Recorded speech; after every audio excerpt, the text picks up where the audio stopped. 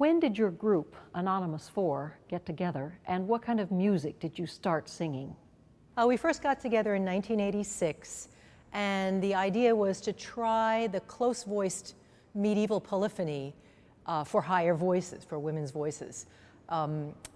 Pretty much everywhere that we knew of, with maybe a couple of European exceptions, this kind of repertoire, 12th, 13th, 14th, early 14th century polyphony, was being sung by male groups.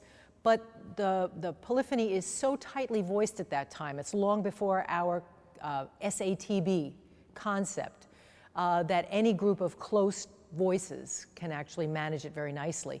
And we found, just in experimenting with it, that those crisscrossing lines, those tightly packed lines, actually sounded clearer and more discernible at a higher pitch. You performed all over the world, I believe.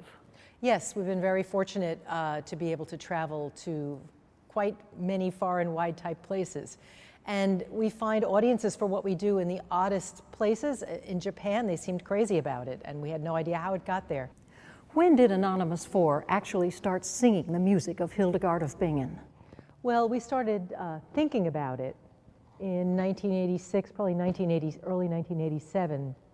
But we made a deliberate decision not to pursue it then. To sing it in unison with a small group in unison it's like tightrope walking. It's very, very delicate, dangerous, exposed, because you don't just have to sound alike, you have to actually think alike with a unity of intent, as we call it.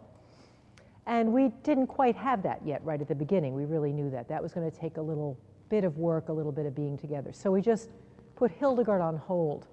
And then it was probably 1993 when we started working up our first program, 11,000 Virgins. As a singer, what do you find most challenging about Hildegard's music? Well, as a chamber singer, the greatest challenge is the unity of intent, to figure out an approach to each syllable, word, phrase, section, piece, on all those levels, and have every singer agree. And without that agreement on how everything goes, it's just going to sound like four people making the same sounds at the same time, but it's not going to have that greater than the sum of its parts sound. So most of our time, and the greatest challenge, is all the time discussing, figuring out how each phrase goes. Where's the crest? Where's the rise? Where's the fall? It was said that when Hildegard performed, she heard both the music and the words simultaneously. So do you as a group stress the words more or the melody more? Oh, it's definitely the text. The text drives everything. When I first read about that it was amazing how Hildegard said herself that she received it whole, but that's not really that surprising. Singer-songwriters who don't know how to read music very often write songs this way. The hook or whatever, the concept, the melody plus the text come as a piece of a piece because they don't have note symbols in their mind. They have sounds, they have phrases, they have gestures. And for Hildegard to do that makes perfect sense, but the driving force is absolutely the text, no question. Susan, could you help someone who is new to Hildegard's music to know what to listen for? Really, to hear Hildegard as she was heard or perceived at her time, you'd need some context. So I would advise someone coming to this to listen to some plain chant first.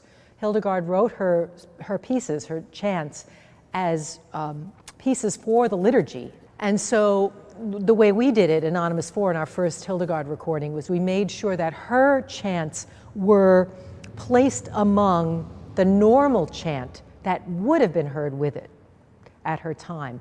And really, Hildegard doesn't strike you. The striking differences about her writing don't really come across unless you hear her in context next to the plain chant. There's a lot of, some musicologists refer to them as cells. They take certain melodic gestures, cells of maybe 3 to 10 notes in there that seem to recur very frequently within certain of the chant modes that she uses. And she'll sometimes write songs that go from one mode to another or have a little shift of mode in the middle. That's one of the main ways her chants differ from standard chant. However, many people think of Hildegard as very ancient chant, but really for chant it's late. Whereas plain chant from earlier times, or even almost contemporary with Hildegard, would never have been signed. For an author, for a composer to sign chant, say, I wrote this, would have been the sin of pride. You would not sign something that was meant for corporate worship. This was an anonymous gift, just as J.S. Bach signed all his works, Soli a Deo Gloria. In the Middle Ages, they took it one step further. To God alone the glory, and you don't even know who I am. And these little melodic cells, gestures, and leaps are her trademark.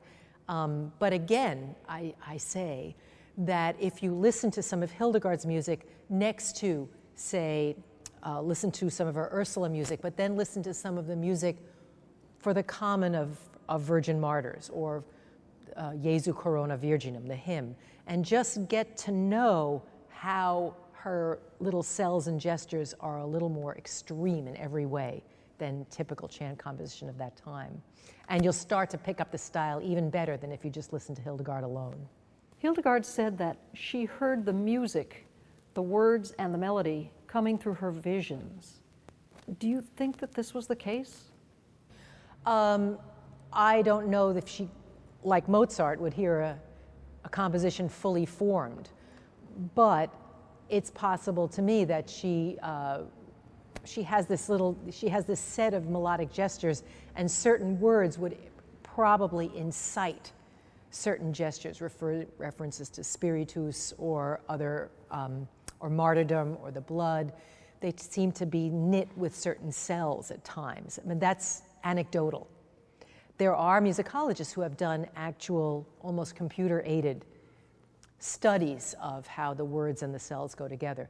But, you know, I think she said, she cursed someone by saying, and you, after you die, you'll go to the land where there is no music. So that I'm quite sure that in her visions, she heard that sound was an integral part. How could it not be? Do you think that Hildegard's canonization will increase her popularity? I'm not sure. She may seep out past that group of people who have cultivated her so far. I mean, we have a German pope now. And so that probably helped this along, because Hildegard in German lands has been considered a saint, as much as a saint. And I think more people will hear about her and read about her. There is also the possibility that she's misinterpreted as a kind of a feminist that she was not. She was really a woman of her times, only more so. Whether she was really striking a blow for feminism, she referred to herself as a weak little woman very often. But then again, Queen Elizabeth I, addressing the troops at one time, said, I know I have the body of but a weak and feeble woman, but I have the heart and stomach of a king. So was Hildegard also saying, weak and feeble woman, but you know what I can do when I get myself worked up. And an iron backbone. Susan, is there anything else you'd like to tell us today? Well, I'd like to say, don't be afraid of singing Hildegard's music, whether you're on your own or in a group. But the one thing that I advise is to take the text completely apart from the music first. Say it as poetry until you fall in love with it as a poem.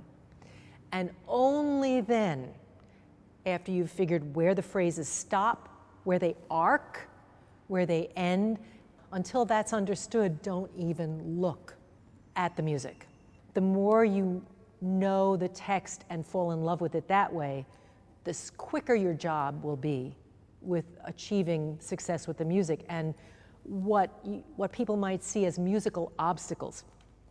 All those challenges seem to be really lessened if you're in love with what you're singing, with the color of it, the poetry of it, the words, just the way it rolls in your mouth, and then add the music. And it's really a much easier job.